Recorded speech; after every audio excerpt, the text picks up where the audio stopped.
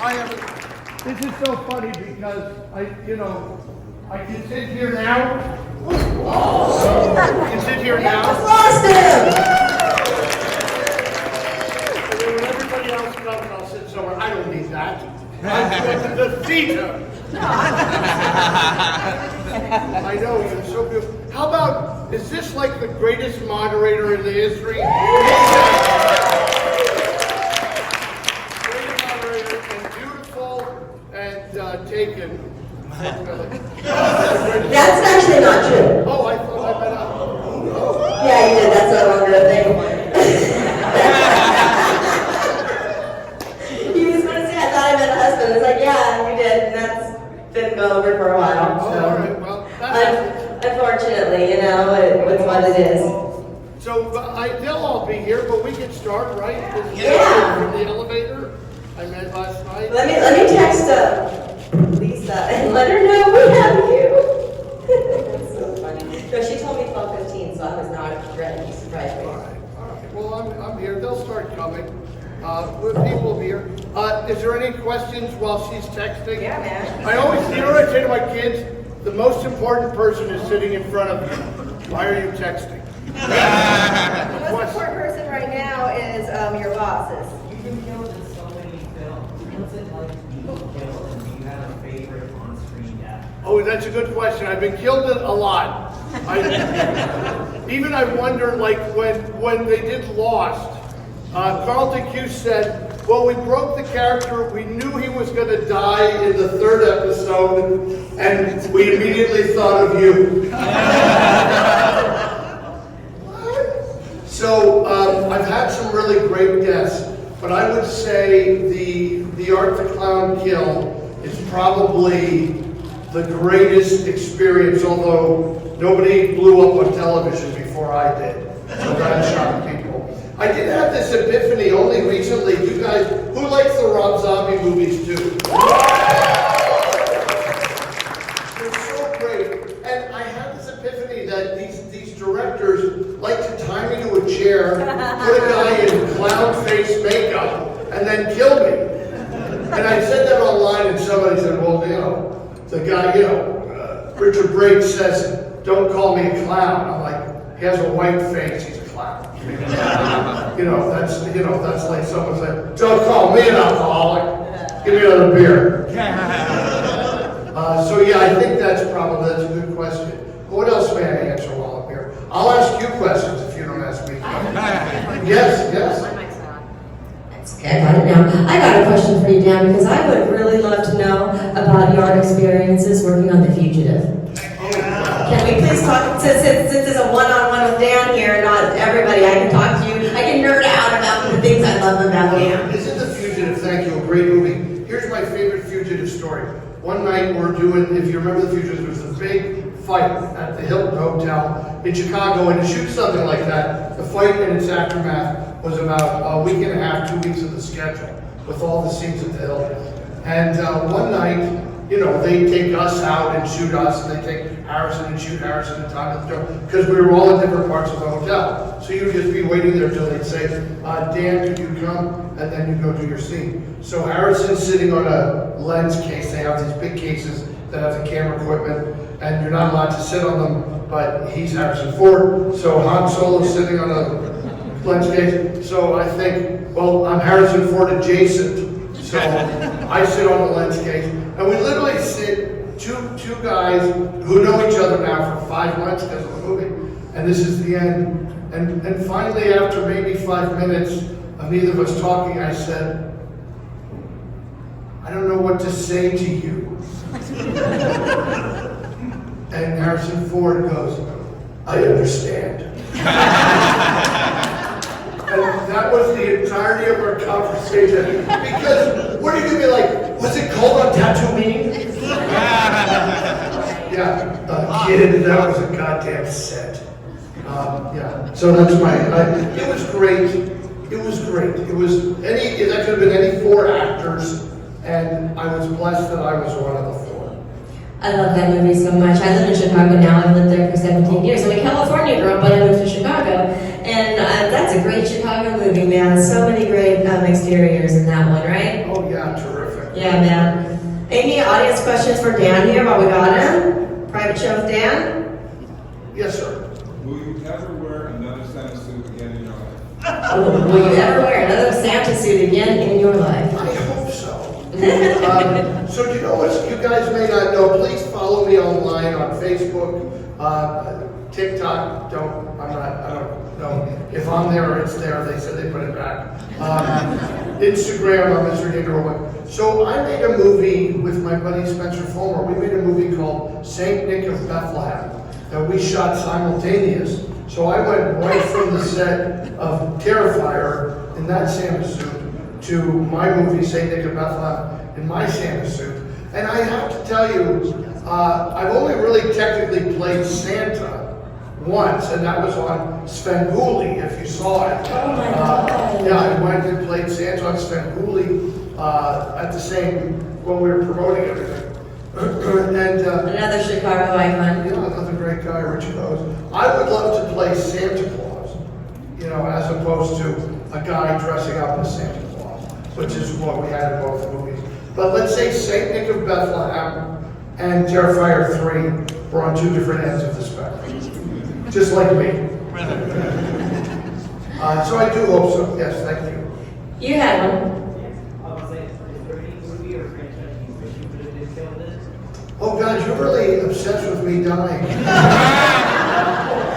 No, this is, you know, you're like my ex-wife. I think if my ex-wife, I invited her to the set of Terrifier 3, she would have been like, hit him again. He's got 2 legs, why are you only breaking 1? No, but you know, I've been in a lot of, so you guys, Michael Myers has killed me.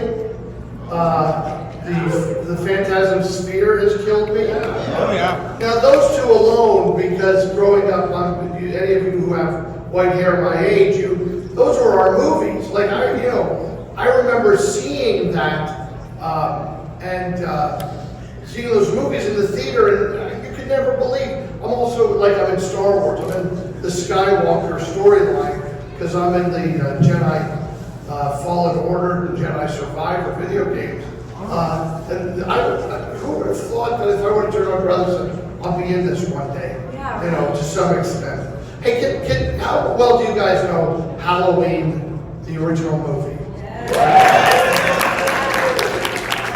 So, you may or may not know this, but I tried to come up with another way to lose money. So, I have a company called Monster General Store. You can go to monstergeneralstore.com. My buddy Pete Bregman and I have this company, and we started with the guy Brent Stalls, who makes all this fabulous dolls like I have at my table.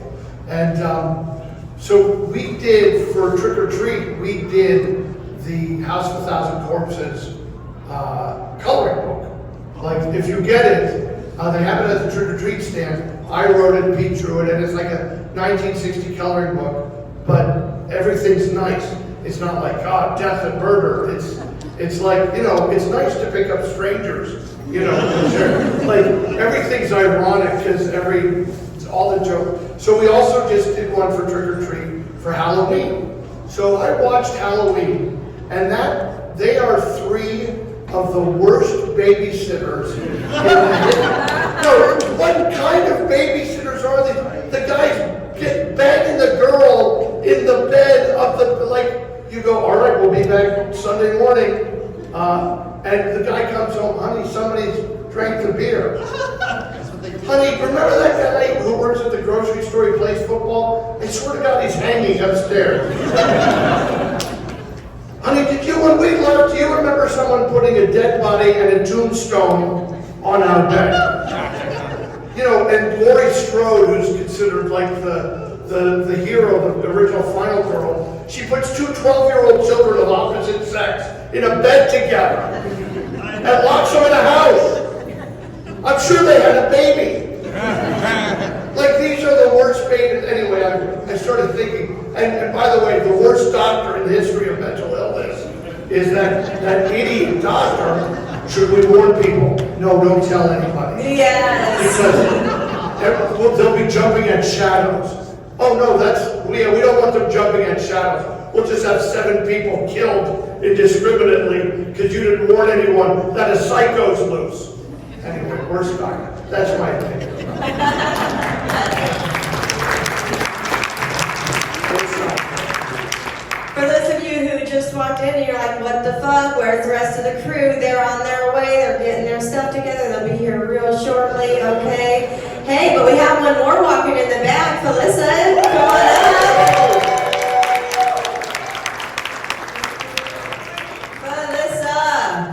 Felissa and I are available because you guys haven't come to our table yet. You've been waiting in line for David. Felissa, come sit with me. Why doesn't she come sit with me? Because I want her. She's all mine. She's my wife. Yeah, I played Danny's buddy in a movie called Stream. Yes, but not anymore. You guys saw that movie, right? You both did. It's Mike Levy's movie, Mike and Jason, the producers of Terrifier. Can we talk about Stream? Yeah, sure. Yeah, because you know it's Terrifier Jason, right? Yeah, it's Terrifier Jason, and when you're a 61-year-old man, am I wrong? You spend a lot of time talking to your doctor about your stream. How's your stream? I never thought a doctor would ask me that question. My stream is fine, thank you. And Danny and I have another movie that just came out called Crust.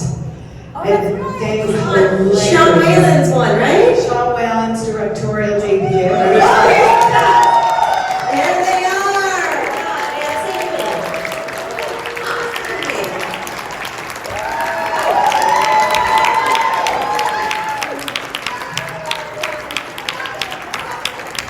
I never get to sit next to you. Hey, baby, how you doing? I was taking a list. Hey! David, how's your stream? Whoa, stream. Yes! Okay, it's like Marcus is here.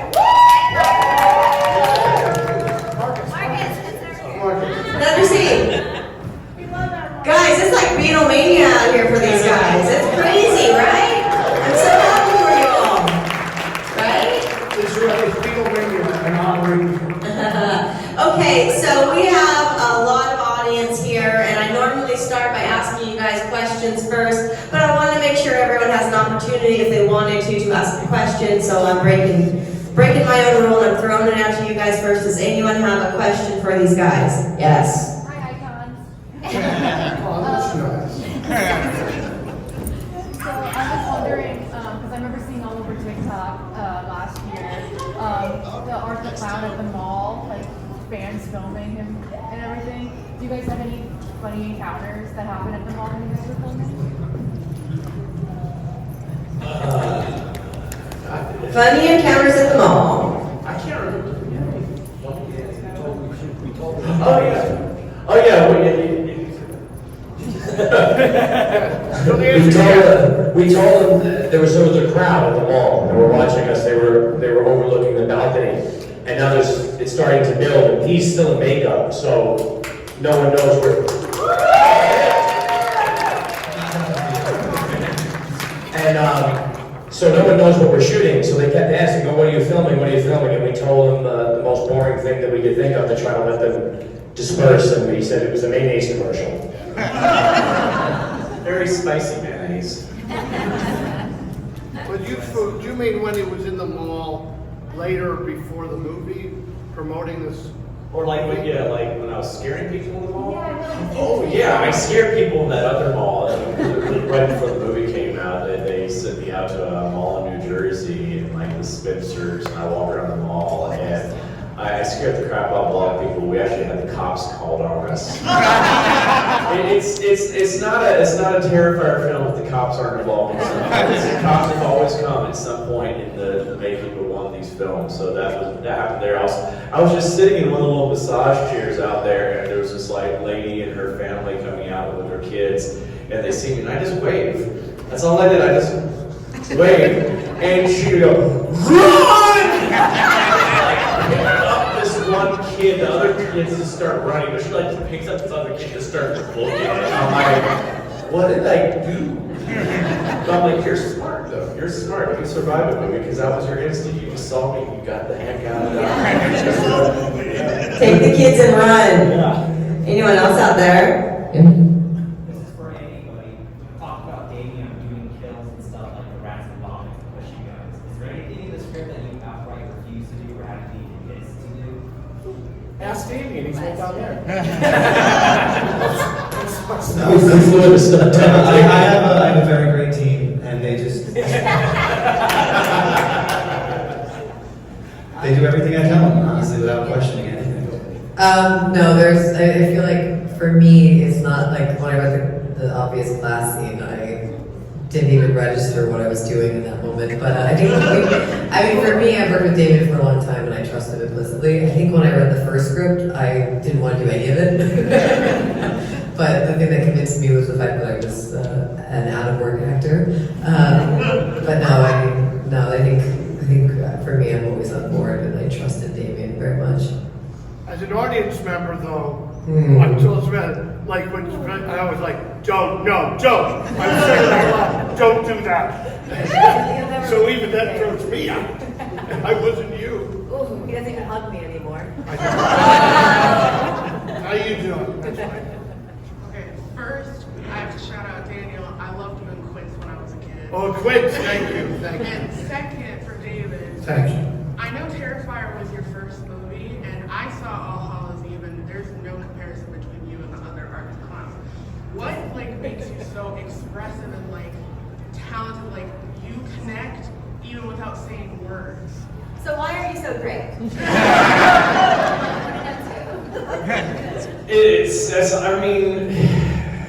I have a long history. I just love silent films. I love silent comedy, just comedy, especially slapstick comedy.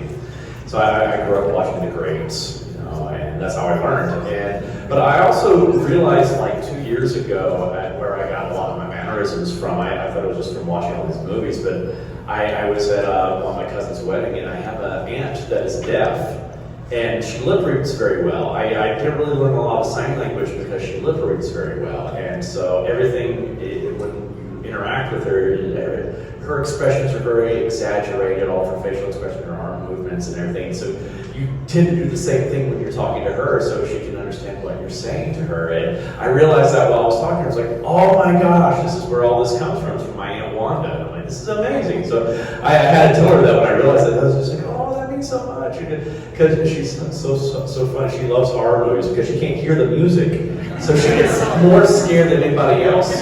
And I love to tell the story about her because I love to scare her because she is the funniest person to scare because she does not scream like a normal person. She learned how to scream from reading Donald Duck comics. So instead of going ah or anything like that, she goes what? And she's like, why are you so mean? And I'm like, because you're deaf. Yeah.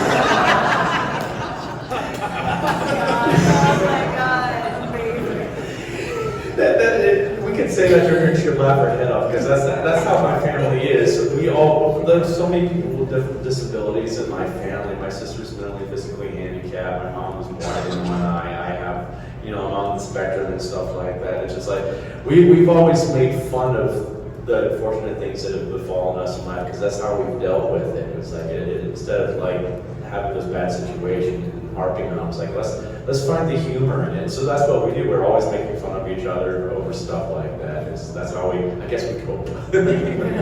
But so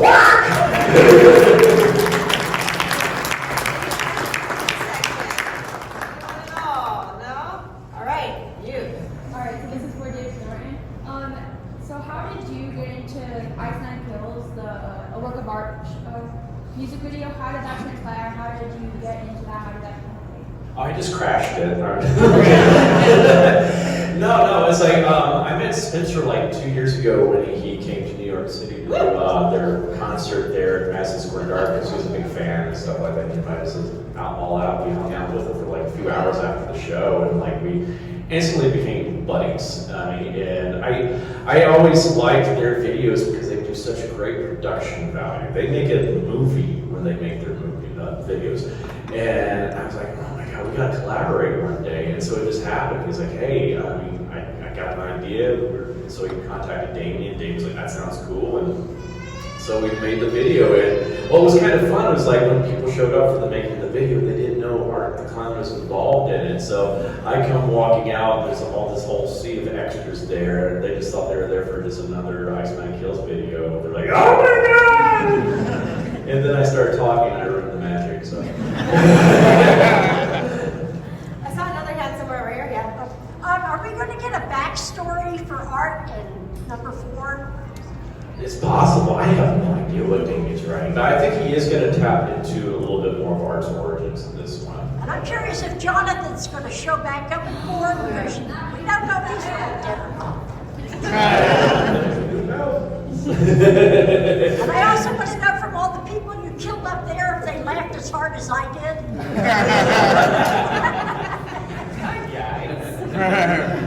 Oh, come on, it's funny.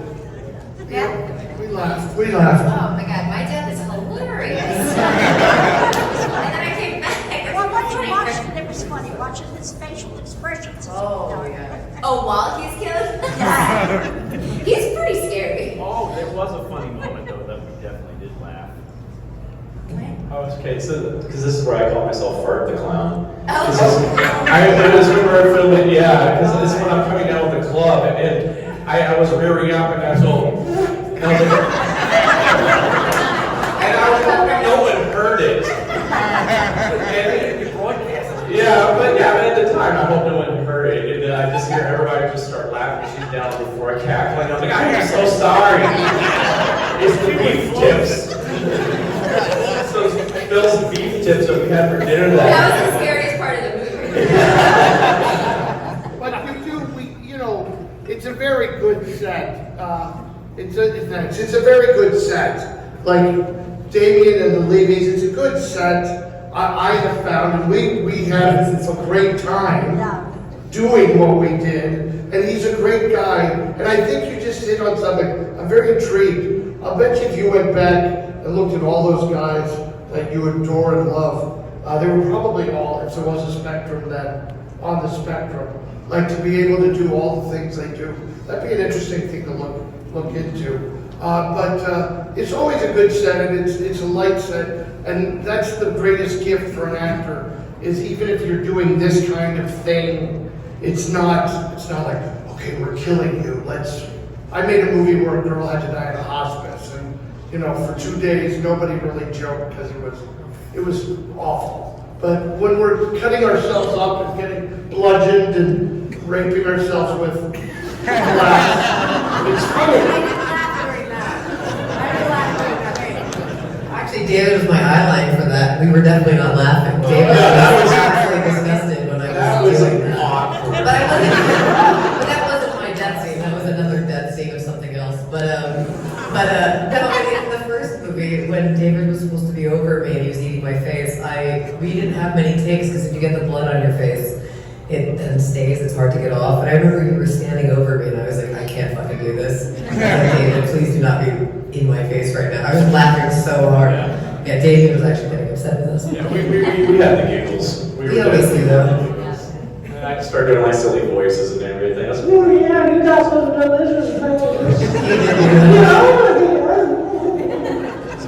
Ham cheese. Open face sandwich. Well, we're huge fans of Lego, and we want to know what your favorite Lego set is. I'm sorry, favorite Legos? Oh, let's start at the end and come all the way down so everyone can talk. What's your favorite Lego? I'm a huge Star Wars fan. Obviously, got tattoos of Star Wars, Yoda and Grogu, so anything Star Wars related. I don't have nothing to do with Legos. Thank you guys for coming out to the party last night. Who came out to the party, by the way? That was fucking awesome, and I'm gonna pass it on. I don't have anything to do with Legos, but I love fucking sports betting, and I'm keeping an eye on the game right now. If you guys see me with my phone, I'm not bored. I'm checking scores. I love you all. I grew up playing with Legos with my brothers, but I don't really but I did buy my nephew, my 7-year-old nephew, like a Pokemon Lego that was very complicated to make, and so that was cute, I'll say that. I just started doing Legos like a year ago, and I started like the flower ones. I like doing those. For Christmas, I got like the big flower bouquet. I haven't done it yet. Yeah, it's like Legos, but it's like a bouquet. So I haven't done it yet. I did like some roses, like 2 roses, but I just want this big Lego bouquet. So we'll see if I'll finish that. I'm super into the Harry Potter Legos. Because, yes, they're so good. The way that everything moves, I'm just like blown away by how they do stuff like that. Like the Room of Enchantment, I don't know if anybody knows this, but it like hides and then you can open it up. I love Lego. Are we talking about waffles? Oh, yes. Is there a Universal Monsters Lego? That would be the one I like. I've been like a lifelong fan, so I grew up on the classic like pirate and castle sets, so those were my big ones back then. My favorite one, especially because I saved up money for months for it. It was like it was the Skull's schooner, which is one of the big pirate ships and everything like that. That and the Black Seas Barracuda, so I was very happy to get those. But recently I got to the modular sets because now I finally have my own apartment, so I have more room for stuff. So I've been building a lot of those, and of course some of the Batman sets I've been having. So Harry Potter. I have 4 tubs of Lego from my childhood, and this is the thing is I always tell people like your parents are like, oh, you shouldn't be spending money on Lego. I'm like, no, these things are actually a great investment because they appreciate in value. Even after you take them out of the box and build them, they're still worth money. It's like I found out, I went online recently and I was just looking up the prices for like some of those old sets I had as a kid. Like that set, it was like about $100. The pirate ship. Then it's worth over $2,000 now, and I'm like, out of the box. I'm like, where are these Legos? Yeah. Well, I had fun telling my dad that. Like, Dad, guess what? He's like, no. So buy your kids Lego. I like the newer, I guess, the Home Alone Lego set with the house and everything. I'm a huge. Sorry, Dan. I just realized. I'm sorry, Dan. You got your Christmas movie. You got your Christmas ending. So yeah, pass.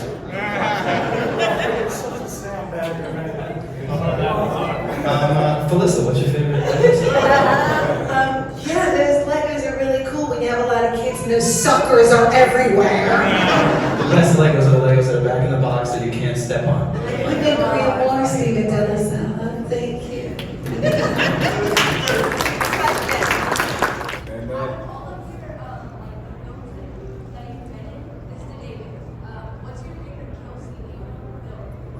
My favorite kill scene so far was with Danny over here. Sorry, everybody else.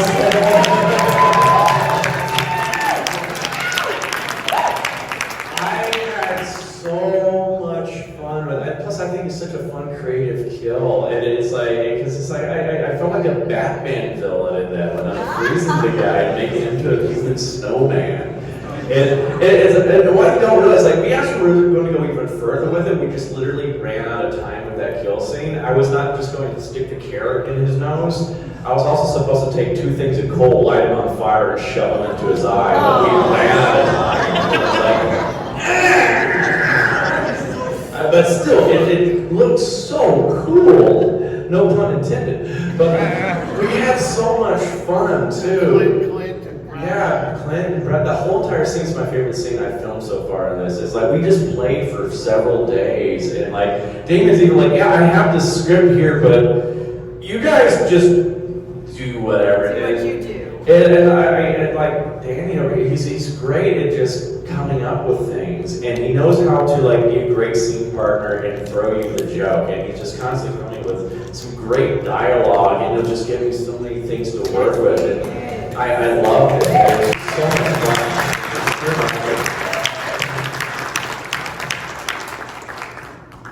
In the back again. There was one that Cloud had to try to like kill a doppelganger of himself. What were you when he tried to do?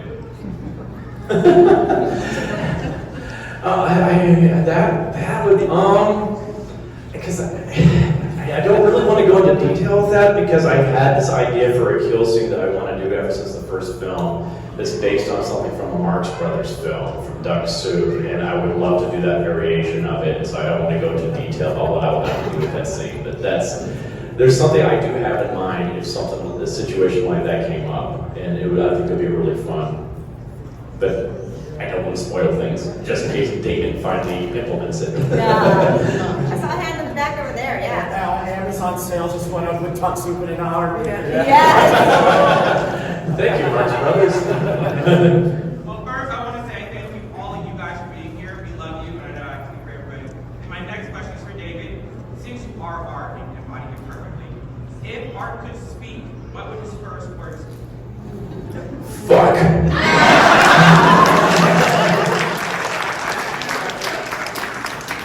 And would it be in that reading, or would it be like, fuck? Like what scenario would you be saying this in? I imagine you just stub his toe out, fuck! Could that be funny to have it be over something completely innocuous? Yeah. Oh, there's a hole in my sweater. Yeah. You know. Really? He talked for that? Yes. How did you come up with the name Art the Clown? I think that's definitely a dating question, but if I remember right, it was like someone had seen what art looked like. This is like the first concept of him. It's like, oh god, that guy's a work of art. Yeah, and they're like, oh, there's a name for him, art. Yeah, it was this really cool idea. So I was like, yeah, it works. I like it. It's full of it. Yeah, hey Damien. Anyone else? Yes. This is for anyone who wants to answer. How does it feel to be a part of a film that has transcended the horror genre? I'm old enough to remember Freddie Mania and how there are a lot of kids who had never seen a Friday the 13th. Well, I'm not like an Elm Street film, but they knew who he was. And how I go to clubs, I see small children that are dressed up as Art the Clown or the little pale girl who haven't seen the films. How does it feel to be involved in that and have this pop culture phenomenon? I think it's pretty cool because I was one of those kids during Freddie Mania where I had not seen those movies because I was so young at the time. But I still remember even going to go get shoes at Shoe Carnival, and they had a whole entire wall of Freddy Krueger things, and so I knew who Freddy was. He would even come on shows on Nickelodeon as a guest star just to do like Q&A sessions, and I thought that was so cool. So that's why I think it's amazing to see children now dressed up as like Art or Pale Girl or Sienna and all these characters, Victoria, and so it's amazing because I know because I was that kid at one point, and that was something that has stayed with me. Like Freddy's my king, and so knowing that there's probably going to be future generations where that Freddy was my king, Art might be theirs later on in life, and they'll be sharing that with their children. It's going to be one of those experiences that's going to transcend generations, just like how Dracula and Wolfman and Frankenstein's monster and the Mummy have transcended generations. It's one of those things. That's what I love about this genre. Is like these characters aren't something that's just a flash in the pan. They're just here for a little bit and that's it.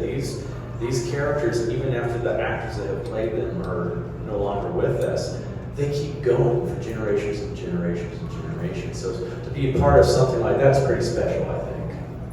I think also like one thing that we don't take for granted is it's like a one in a gajillion what Terrifier is doing, because of course it's made waves in horror, but like even how it's affecting the industry at large. I mean, we're one of the highest rated unrated film of all time, and it's really special to see how it's inspiring people. But like even just doing these conventions and talking to all of you, and seeing how a lot of you light up just because it feels like something finally has come that you've been waiting for years, decades, and that is really special, at least for me, to experience, because I think falling in love with horror through everyone else that I've met, and that is like something that is rare. You can't really explain something like that. So I just want to say also that That's because of you guys, is why that's happening. You know, this is, yeah, you know, you guys are just as much as part of the success of Terrifier and why it's doing what it's doing.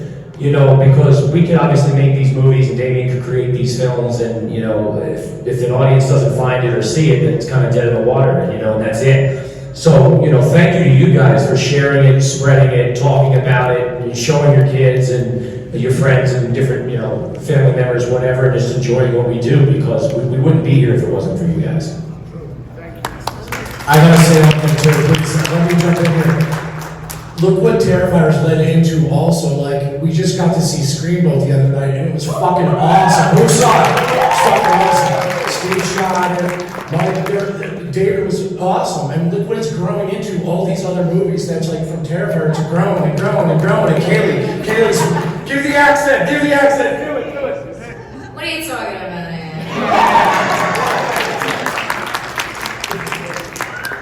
Speaking of that accent, wouldn't she be an amazing Harley Quinn?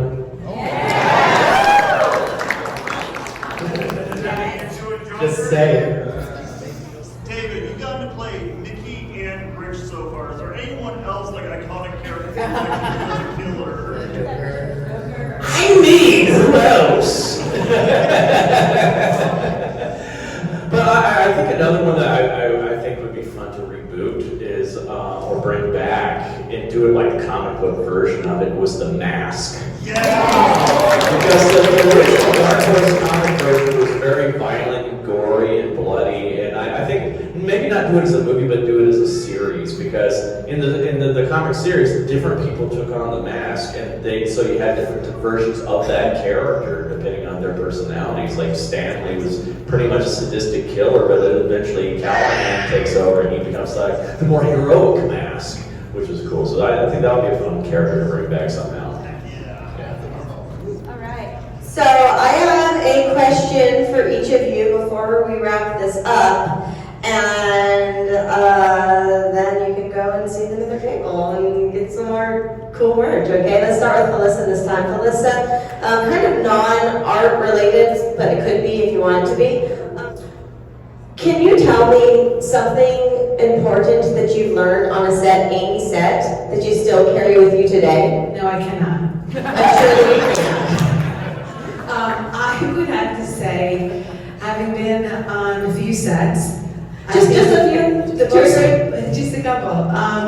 And especially like being on set with all of them. The most important thing when you're on set, because you're making a movie, it's crazy, there's a lot going on, it's fast, so much is happening at once. But the most important thing, and I always say this, especially when I'm producing, is gratitude. Let's remember we're all so lucky to be there, and positivity, and just keeping love in your heart for one another, because it can go sideways real quick. So just taking care of all of our family and all of our people is most important. Steven? To tag along on that, I think it's people. It's kind of, yes, it's having the right people around you, because as she said, it is very difficult. There are long hours, there are lots of problems. There's always things coming up that you don't know how to handle, so you need the people with you who you know how to handle it with and who will support you and get you through it. So I think that's the biggest thing we've learned, and that's why you see us sticking together so much, and hopefully we can keep sticking together in the future. It's the most sentimental I've ever heard him ever say. I don't even know he can fucking speak. But what I learned on set, on anything he said, yeah, something important. You know, dealing with different personalities, because in this business there's so many different walks of life and backgrounds and culture and, you know, ideologies and things. So just dealing with different people, and, you know, obviously I also have the pleasure of directing movies as well. Other than producing, yeah. So like, Extreme, everybody's seen Extreme. Awesome. Many people haven't seen it. You hear the response, so get on it. But yeah, you just get to learn how to kind of talk with people, and you apply that to your everyday life. And so for me, that's been pretty much the most valuable in, you know, what I've learned. I would say patience, because there's, especially from on the actor standpoint, there's a lot of hurry up and waiting for the actors. You know, we sit there and wait, while everybody else in the crew is is busting their butts, setting up lights, setting up whatever else has to be done, and you just have to be patient because, you know, sometimes things go wrong and you never know, and you have to adapt. So you have patience and being able to really adapt in the moment as well. And I will also say another thing that I've always impressed me about Damien as a director is he is someone that takes the time to get to know everybody on the set. He appreciates everybody that works on these films, everybody from the producers down to every single one of the PAs. He sits down and talks to everybody, gets to know who they are, and appreciates them and treats them as part of the family, because that's how we operate on set. We operate as a family, and I think that translates to what you see on screen. You get a better product that way when it's just not just people there just to show up for a job. Everybody's enjoying what they're doing. They're actually dedicated to what they're doing and put their heart into everything. Thank you. I just echo, look, as a director, here's the way, I always say this, when in doubt, do what a human would do. Because actors always go to a place that you go, it's not really how a human would react to that. But gratitude is important. Last week I was shooting a monster movie called American Cryptid, and there was a beautiful full moon, and there was this girl in a full monster makeup, and you know, they were rushing, and I just said, can we just take a moment to remember that not everybody is sitting under this full moon making a monster movie with someone in a monster suit, with a crew that likes monster movies, and to take that moment and just say, yes, we're a lucky band of nuts doing our dreams, and that's nice. So thank you. Very good question. Absolutely, and I think like being able to think on your feet is really important too. In film, it's never finite. It's different in like theater. There is a performance every time you do it, but with film, you can stop the scene and go back at any point. You can do a million different takes. So you never know what in the end is going to be chosen. Like as an actor, you don't really have any control over the editing, so you do your absolute best to give them as many options as possible and play, and always try to be as spontaneous and just in the moment as possible. And I think that's something that you're supposed to do always as an actor, but with film is like, it's like extra life because there's no performance. It just can keep going. I'd say work really hard, show up ready, and have your lines memorized. Want to be there, like make sure you really want to be there. Show up early. I worked on General Hospital, the soap opera, and I flew from North Carolina to Los Angeles to film that. And I would get my scripts, paragraph after paragraph, like a day before I would go film it. So I would just sit down and just work so hard, make sure I had everything memorized, and then I got there and I was just ready to film it, because on sets like that, you do one or two takes and then it's on to the next scene. So you have to know what you're doing and you have to know your lines, because you don't want to be the person that's like slowing everybody else down. So work really hard, make sure you know everything, and be able to take direction too, you know. That's really important, because if you're able to take direction well, you're just like, that's good, because directors want actors that are able to take direction and switch things up if they want them to. So yeah.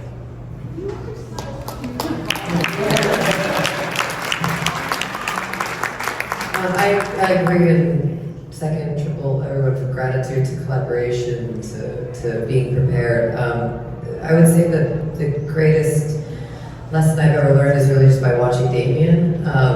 And that is definitely very true, because he's such a person with integrity, and that's really hard in our industry, but also in life. Sometimes, you know, you can't always make the best choice. You've gotta, you gotta take the money, or you gotta go and, do something necessarily that doesn't serve the art form, and which makes complete sense. But Damien's someone who, over 10 years, but even prior to knowing him with All Hallows Eve, who's always put the art first. He's an artist at heart, and he really cares.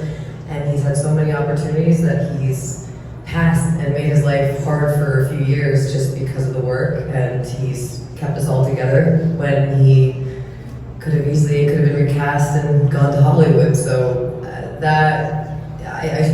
I struggle with that, you know, as a director, writer, and actor, to be someone with integrity and always put the work first and put our team first and our collaborators first. And he is someone that has done that time and time again. So that would be my answer.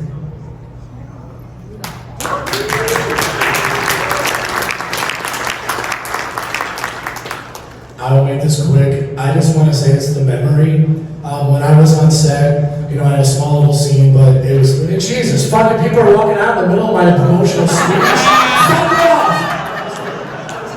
I'm just kidding. Jesus, wait till you hear this and then you'll say, the memory side out of here. Oh, he's talking, we're going. We'll see ya. Jesus, there goes Damien. So, Jesus, I was gonna do this. Nah, fuck. No, listen. So the memory. So I just want to say, after I shot my scene, I was so excited. I'm like, fuck. They were showing that, like, they were playing the dailies, everything, and like I saw Mike Levy like hanging around. I'm like, fuck. I want to record this, but I don't want to get caught. So Mike Levy like cut the corner. Damien cut the corner. I videotaped my scene, and I want to tell you, when I got home, my mother and father were so proud, and I lost my dad about 7 months later. He didn't get to see the movie, so for me, it's the memory. He got to see my scene, and that's what it's all about. And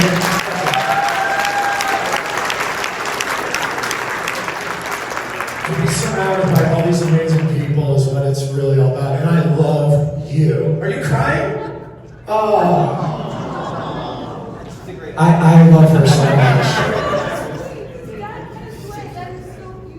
They missed out. I love you. I love you too.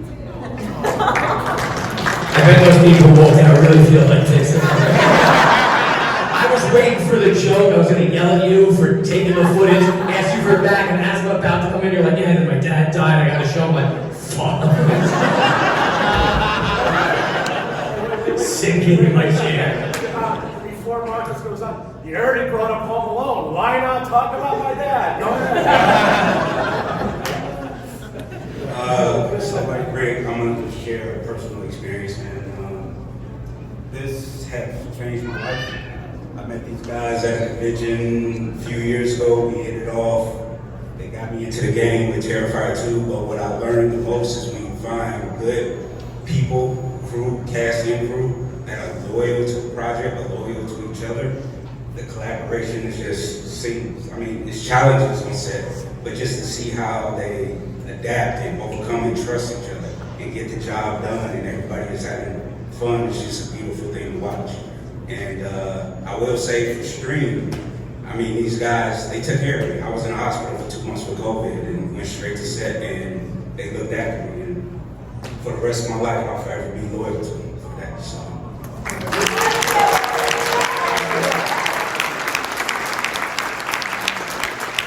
And now a word from our sponsor. Should I have a commercial? Listen, remember, Terrifier Jason is Stream. It's on everywhere now. You can rent it, buy it.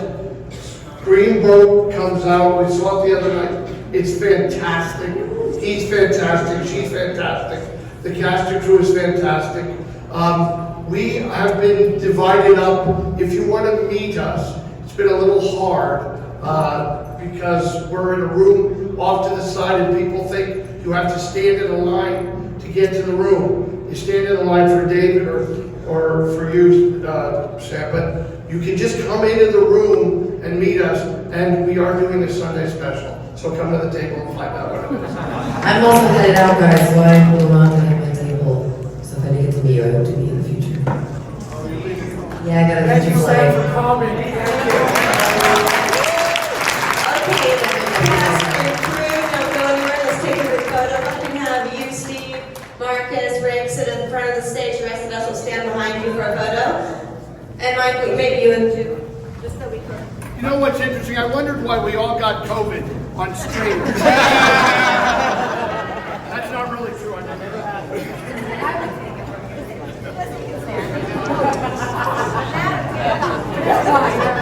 Everyone, are we all in? Ready? Potatoes. Yay!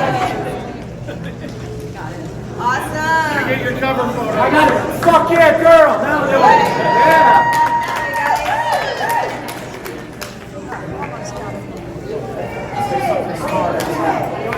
Smartest.